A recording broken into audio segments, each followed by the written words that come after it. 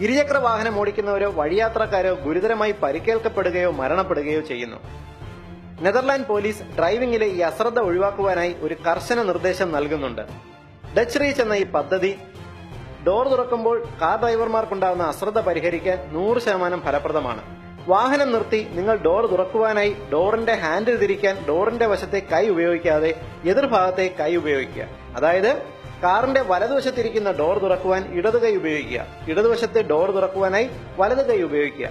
ഇങ്ങനെ ഓപ്പോസിറ്റ് ഭാഗത്തെ കൈ ഉപയോഗിച്ച് ഡോർ തുറക്കുവാനായി നിങ്ങൾ തിരിയുമ്പോൾ യാന്ത്രികമായി നിങ്ങളുടെ തലയും റോഡിന്റെ ഭാഗത്തേക്ക് തിരിയുകയും റോഡിൽ മറ്റു വാഹനങ്ങൾ വരുന്നുണ്ടോ എന്ന് സ്വയം അറിയാതെ ശ്രദ്ധിക്കുകയും ചെയ്യുന്നു. ഈ രീതി നിങ്ങൾ പരിശീലിച്ചാൽ ഡോർ തുറക്കുമ്പോൾ വാഹനങ്ങൾ തട്ടുന്നത് മൂലമുള്ള അപകടങ്ങൾ പൂർണ്ണമായും ഒഴിവാക്കാം. ഈ ഇൻഫർമേഷന്റെ പ്രാധാന്യം തിരിച്ചറിഞ്ഞ് ഷെയർ ചെയ്ത് പരമാവധി പ്രചരിപ്പിക്കുക.